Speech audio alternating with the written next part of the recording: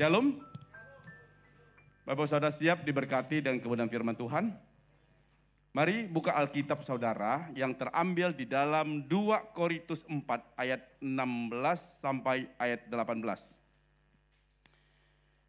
2 Korintus 4 ayat 16 sampai 18 ya, saya akan bacakan buat Bapak Ibu Saudara. Sebab itu kami tidak tawar hati, tetapi meskipun manusia lahiriah kami semakin merosot. Namun manusia batinia kami dibaharui dari sehari ke sehari. Sebab penderitaan ringan yang sekarang ini mengerjakan bagi kami kemuliaan kekal yang melebihi segala-galanya. Jauh lebih besar daripada penderitaan kami. Sebab kami tidak memperhatikan yang kelihatan melainkan yang tak kelihatan. Karena yang kelihatan adalah sementara, sedangkan yang tak kelihatan adalah kekal. Yang percaya firman Tuhan katakan amin. Tema yang akan saya bawakan adalah perjalanan atau tujuan. Apa Bapak Ibu? Perjalanan atau tujuan. Kalau saya tanya Bapak Ibu Saudara, hidup Bapak Ibu Saudara ini perjalanan atau tujuan? Saya pastikan Bapak Ibu Saudara akan menjawab bahwa hidup kita ini adalah perjalanan. Betul tidak? Karena hidup manusia di dunia ini adalah tidak kekal. Pemazmur berkata hidup manusia itu 70 tahun, kalau kuat 80 tahun. Makanya kalau saya tanya Bapak Ibu Saudara, hidup saudara ini di dunia ini tujuan atau perjalanan? Pasti perjalanan. Tapi kenyataannya walaupun kita berkata hidup kita ini adalah perjalanan, tapi kenyataannya kita sering jadikan hidup kita ini sebagai tujuan. Kemarin saya mengantar besan saya ya untuk ke tempat peristirahatan yang terakhir. Usia 78 tahun. Ya. Hidup manusia itu kita tidak tahu kapan kita dipanggil. Saya tidak tahu apakah saya bisa mencapai usia 78 tahun. Karena kita sebagai manusia, kita tidak tahu kapan kita dipanggil kembali ke surga. Saya juga tidak tahu saudara satu persatu bisa mencapai usia 78 tahun tidak. Seperti besan saya yang kemarin dipanggil kembali oleh Bapak ke surga. Seringkali kita sebagai manusia tidak menyadari akan hal ini. Kenapa saya katakan demikian? Karena kita sering jadikan hidup di dunia ini sebagai tujuan. Wah, saya hidup ini harus kaya, harus berhasil, harus punya uang yang banyak. Saya harus dipandang orang, saya ini hebat, saya luar biasa. Seolah-olah kita satu hari tidak akan mati. Kenapa demikian? Karena kita jadikan hidup kita di dunia ini sebagai tujuan. Walaupun kita sudah percaya kepada Yesus, kalau kita jadikan hidup di dunia sebagai tujuan, kita adalah orang yang paling malang dari antara manusia.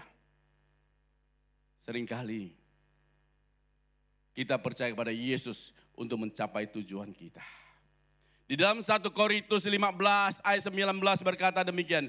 Jikalau kita hanya dalam hidup ini saja menaruh pengharapan pada Kristus, maka kita adalah orang-orang yang paling malang dari segala manusia. Maka tidak heran banyak orang Kristen doanya itu tidak berkualitas. Apa isi doanya? Tuhan berkati saya berlimpah-limpah. Boleh, minta Tuhan berkati.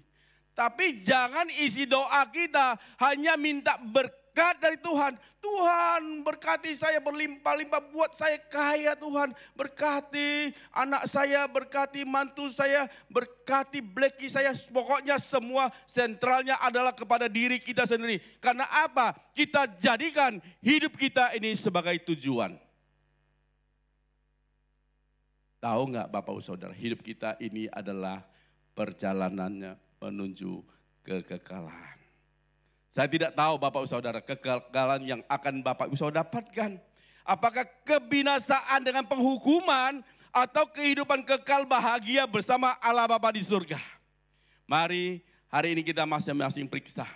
Kita jadikan hidup kita ini tujuan atau perjalanan. Kita lihat di 2 Korintus 4 ayat 16. Coba perhatikan Bapak Saudara.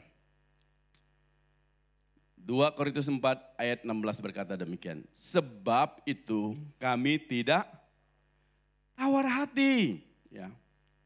Banyak orang tawar hati kenapa? Karena ingin mendapatkan kekayaan, tidak mendapatkan kekayaan.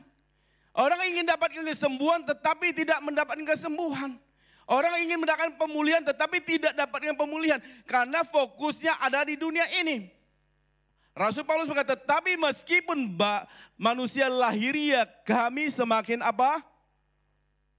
Merosot. Namun manusia batinia kami dibaharui dari hari ke sehari. Saya mau kasih tahu Bapak Ibu Saudara. Menjadi tua itu pasti. Ada yang dari lahir, bayi, bertumbuh jadi anak-anak, terus tidak bertumbuh lagi, tidak tua-tua, ada yang begitu? Ada yang mau? Saya percaya tidak ada yang mau menjadi orang yang kerdil. Ingin anaknya bertumbuh menjadi dewasa. Tapi setelah dewasa, apakah ingin jadi tua? Ada yang tidak ingin jadi tua? Awet muda terus? Saya mau katakan menjadi tua itu pasti, tetapi menjadi dewasa itu belum tentu.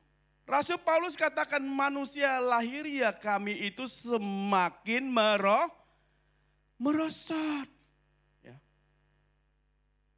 Tetapi manusia batinia kami makin diperbaharui dari hari ke hari. Itu orang yang sungguh-sungguh menempel dengan Tuhan. Ada orang ya makin tua makin segar, ada nggak? Oh, Bapak kok makin tua kok kelihatan makin segar Pak, makin awet muda. Wih senang dia. Gombal itu Bapak Saudaraku, jangan didengar. Bapak usia berapa? 83 tahun. Kok Bapak kelihatan kayak anak muda ya? Gombal, hati-hati. Ingin dompetmu kali. Gak ada yang 83 tahun kayak nom-nom, gak ada. Betul tidak? Orang itu semakin hari semakin tua. Banyak orang bukan hanya manusia lahiriah yang merosot, tetapi manusia batinia juga merosot. Kalau manusia lahiriah merosot itu wajar. Tapi manusia batinia kalau merosot, model yang begini saya katakan tidak ada obatnya. Siap-siap masuk dalam penderitaan. Baik di dunia ini maupun masuk ke dalam neraka. Harusnya manusia lahiriah kita merosot, tapi manusia batinia kita diperbaharui dari hari ke hari. Jangan manusia batinnya kita juga merosot.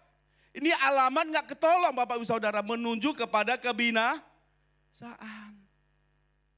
Ada orang manusia lahirinya merosot. Ya, karena apa? Tidak dirawat.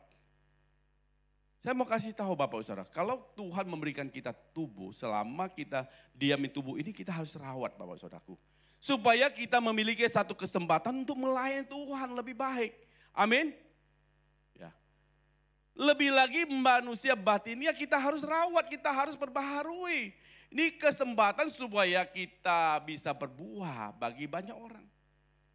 Jangan sampai Bapak Ibu Saudaraku ya, manusia batinia kita ini merosot, ya, lahiria kita juga merosot, ya cepat-cepat berangkat itu Bapak Saudaraku. Saya mau kasih tahu ciri orang tidak menjadikan di dunia ini sebagai tujuan. Dia selalu memperbaharui manusia batinia dalam doa dan firman. Kalau Bapak Ibu Saudara tidak pernah bersekutu dengan Tuhan, tidak pernah berdoa, tidak pernah baca firman Tuhan, bagaimana Bapak Ibu Saudara bisa dikatakan memperbaharui manusia batinia? Tidak bisa. Banyak orang-orang Kristen Bapak Ibu Saudara menjadi orang Kristen yang munafik. Kenapa saya katakan demikian? Dikatakan dia jadikan landasan firman Tuhan sebagai kehidupannya. Tetapi setiap hari dia tidak pernah baca firman Tuhan. Ini namanya munafik Bapak Saudaraku. Bohong itu. Saya mau tegaskan Bapak Saudaraku. Kalau engkau mau memperbaharui manusia batinia kita. Kita tidak bisa setiap hari firman Tuhan harus menjadi makanan pokok kita. Doa bersekutu dengan Tuhan harus menjadi makanan pokok kita. Supaya manusia batinia kita dikuatkan. Kami seringkali berolahraga setiap minggu. Hari Minggu, hari Rabu, hari Jumat. Kami berolahraga dengan teman-teman gereja. Supaya apa? Manusia jasmani kami itu makin diperbaharui. Makin dikuatkan tetap bisa sehat kita jaga. Tetapi pernah nggak kita memperbaharui manusia batinia? Itu jauh-jauh lebih penting Bapak Saudaraku. Untuk memperoleh kehidupan yang kekal. Amin. Itu yang pertama Bapak Saudara. Yang kedua, ciri orang yang tidak menjadikan hidupnya di dunia ini sebagai tujuan. Tetapi sebagai perjalanannya. Kita lihat di 2 Korintus 4 ayat 17. Sebab penderitaan ringan yang sekarang ini mengerjakan bagi kami kemuliaan kekal yang melebihi segala-galanya jauh lebih besar daripada penderitaan kami. Rasul Paulus berkata ya, penderitaan ringan yang sekarang ini ya, dikatakan penderitaan apa? Ringan itu mengerjakan bagi kami ya, bagi kami itu bagi Rasul Paulus dan rekan-rekan ya, kemuliaan kekal yang melebihi segala-galanya, jauh lebih besar daripada penderitaan yang dia alami ya Bapak Saudaraku. Saya mau tanya Bapak Saudara, Rasul Paulus itu menderita ringan atau berat? Halo? Kalau Bapak Ibu Saudara baca Alkitab, coba Bapak Ibu Saudara teliti Alkitab, banyak sekali penderitaan yang dialami oleh Rasul Paulus. Dia harus menghindari orang-orang yang tidak suka dengan yang namanya saat itu dinamakan dengan sekta sesat. Sebagai orang percaya dianggap itu sesat, dia harus dikejar-kejar, dia harus dikejar, mau dibunuh, dicambuk, bahkan mengalami karam kapal, dia banyak mengalami masalah Bapak Saudara. Karena penginjilan, banyak penderitaan Rasul Paulus yang alami. Ya. Ini ringan apa berat?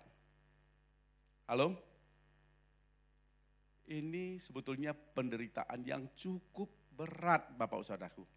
Tapi Rasul Paulus jalani penderitaan ini supaya apa Bapak Saudaraku? Jadi baru saja kita baca. Mengerjakan bagi Rasul Paulus apa? Kemuliaan kekal. Yuk katakan kemuliaan kekal. Jangan jadikan Bapak Saudaraku kehidupan kita ini sebagai tujuan. Kalau kita jadikan kehidupan kita ini sebagai tujuan, kita tidak mau menderita, kita ini mau terima senang saja, kita mau terima happy saja, kita mau terima enak saja. Orang yang tidak pernah menderita, tidak merasakan salib Kristus dalam kehidupannya. Saya mau katakan, dia selalu menjadikan hidup di dunia ini sebagai tujuan. Orang yang menjadikan hidupnya sebagai tujuan, dia pasti pasti tidak akan memperoleh yang namanya tujuan yang sesungguhnya kehidupan kekal bersama Allah Bapa, bahagia bersama Allah Bapa di surga.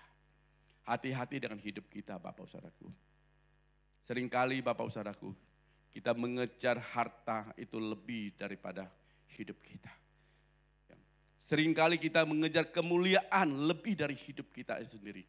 Hidup kita yang paling penting bukan kita selama kita dalam dunia ini. Tetapi setelah kita tidak dalam dunia ini, kita ini mau kemana Bapak Saudara? Itu tujuan yang akan kita capai. Jangan jadikan hidup di dunia ini sebagai tujuan Bapak Ibu Saudara. Bapak Saudara tidak akan menerima yang namanya kekekalan yang Tuhan sudah sediakan. Bagi kita di atas kayu salib, dia katakan sudah selesai. Terlalu mahal darah yang Tuhan curahkan buat kita.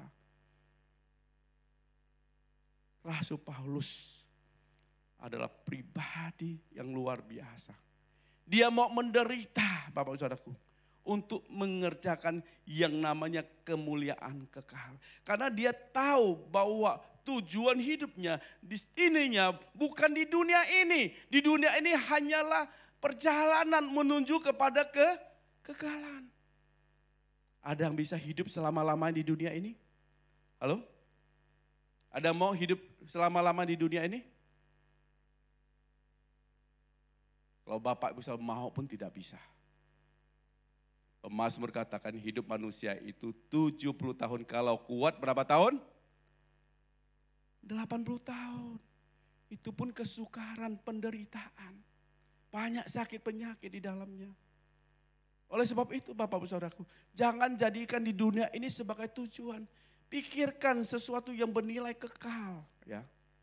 Kita lihat Rasul Paulus, dia menderita untuk memperoleh tujuan yang benar, kekekalan bersama Allah Bapa di surga. Coba lihat di Matius pasal yang ke-7 ayat 13 dan 14.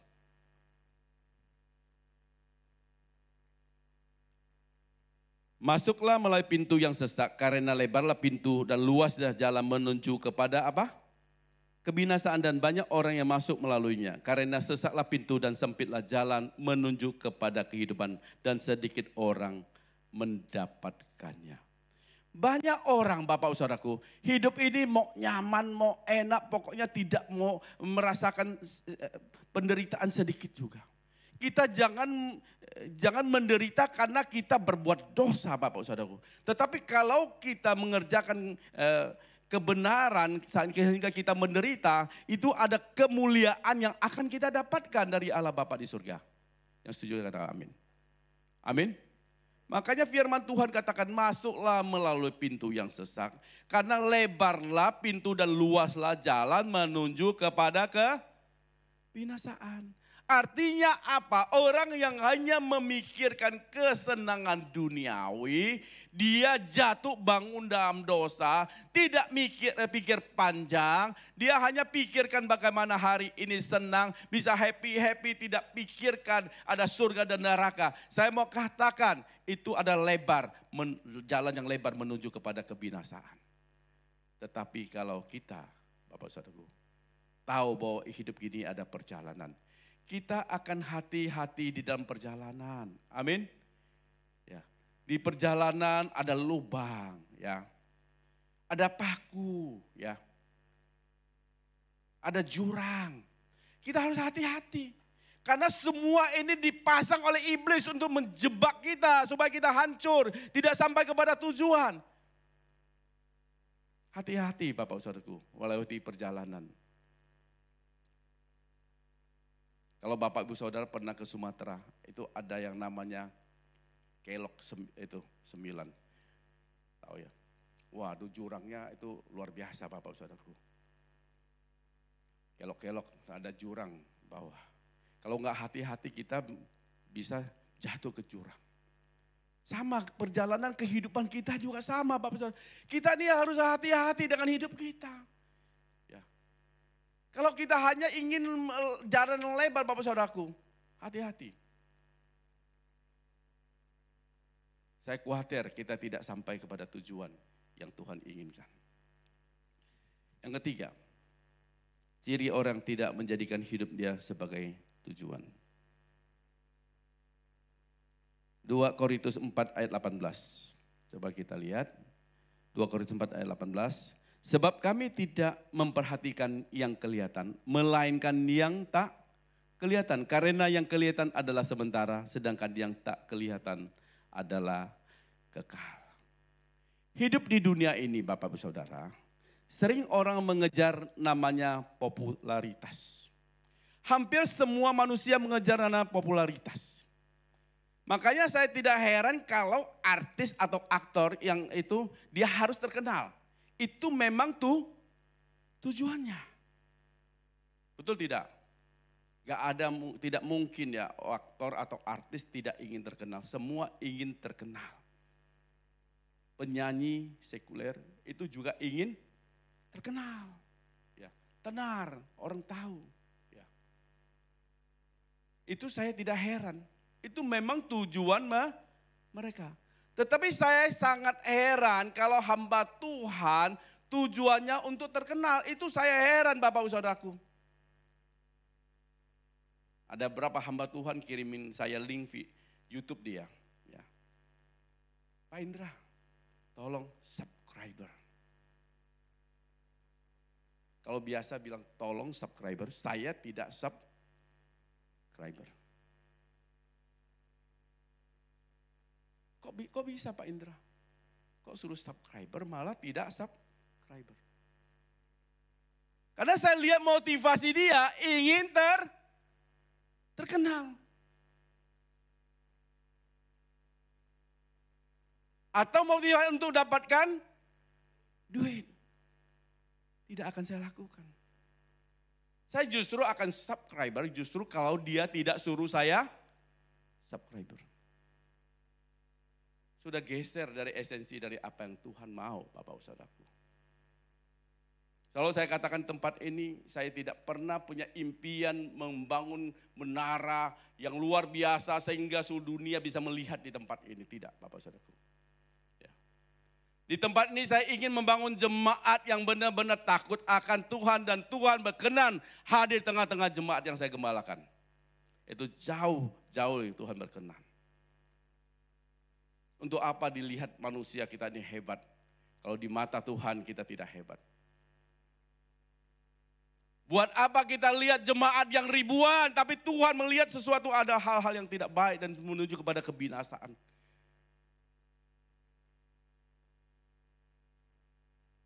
Apa yang menjadi kesukaan manusia itu menjadi kebencian Allah. Apa yang dilihat manusia belum tentu dilihat oleh Allah.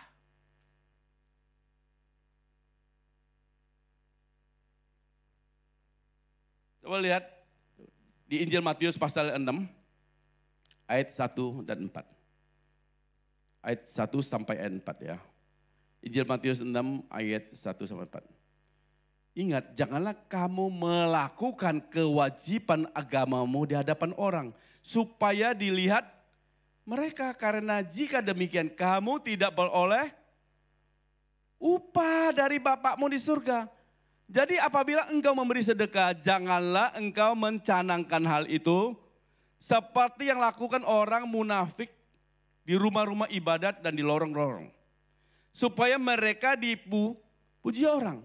Aku berkata kepadamu, sesungguhnya mereka sudah mendapat upah. Tetapi jika engkau memberi sedekah, janganlah ketahui tangan kirimu apa yang diperbuat oleh tangan kananmu. Hendaklah sedekahmu itu diberikan dengan tersembunyi, maka Bapakmu yang melihat tersembunyi akan membalas kepadamu. Yang percaya firman Tuhan, katakan amin.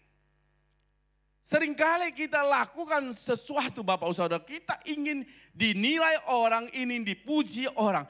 Hati-hati dengan itu Bapak Saudara. Motivasi Bapak Saudara sudah bergeser dari pelayanan sesungguhnya. Walaupun engkau lakukan banyak hal, kelihatannya hebat, luar biasa. Kalau engkau lakukan ingin dilihat orang, berarti engkau tidak mendapatkan upah oleh Bapakmu di surga. Walaupun engkau hanya ngepel-ngepel gereja, enggak banyak orang tahu engkau lakukan dengan tulus. Saya katakan Tuhan melihat dari surga. Kadang amin Bapak Saudaraku. Jangan khawatir, saya enggak suruh Bapak bisa ngepel-ngepel di gereja ya. Saya dapat undangan Bapak Ibu Saudaraku. Organisasi yang cukup besar secara skala nasional. Karena saya juga masuk dalam pendirian di sana. Saya katakan kepada pengurus yang lain. Dan saya akan berangkat ke Jakarta untuk rapat. Saya katakan kepada, kalau dilakukan hanya untuk dilihat supaya kita ini ada organisasi yang hebat, ya saya tidak akan ikut-ikut. Tapi kalau kita lakukan, tujuannya untuk kemuliaan untuk Tuhan, bisa bermanfaat bagi masyarakat banyak, saya mau. Kalau bisa nama saya tidak boleh dimunculkan. Untuk apa Bapak Ibu Saudaraku? Kita dipuji-puji orang tapi tidak ada nilainya di hadapan Tuhan. Dikatakan firman Tuhan, tadi katakan apa? Coba Bapak Saudara perhatikan tadi. Ya. Coba Bapak bisa perhatikan tadi. Sebab kami tidak memperhatikan yang kelihatan, melainkan yang tidak kelihatan. Jangan kita memperhatikan yang kelihatan supaya dinilai orang banyak, kita ini hebat, kita luar biasa. Oh saya sudah pelayanan, saya sudah khotbah, saya sudah WL, saya sudah lakukan ini dan ini, saya sudah sedekah. Enggak ada nilainya di hadapan Tuhan kalau tujuannya untuk itu Bapak Saudaraku. Tetapi kalau enggak lakukan dengan tersembunyi, maksudnya bukan tujuan untuk dilihat orang. Bukan Bapak Saudara lakukan di dalam kamar ya, tidak ya. Maksudnya tujuannya bukan untuk dilihat orang. Lakukan dengan tulus. Itu luar biasa di mata Tuhan. Saya mau katakan tidak semua ya, hampir semua manusia mengejar yang namanya popularitas. Hampir semua manusia. Tetapi kita anak-anak Tuhan harus tampil beda. Apalagi kita statusnya hamba Tuhan. Melayan Tuhan. Jangan cari itu lagi Bapak Saudaraku. Cari yang bernilai kekal. Amin. Saya tidak perpanjang firman Tuhan. Kiranya firman Tuhan yang singkat ini boleh menjadi berkat buat Bapak Saudara.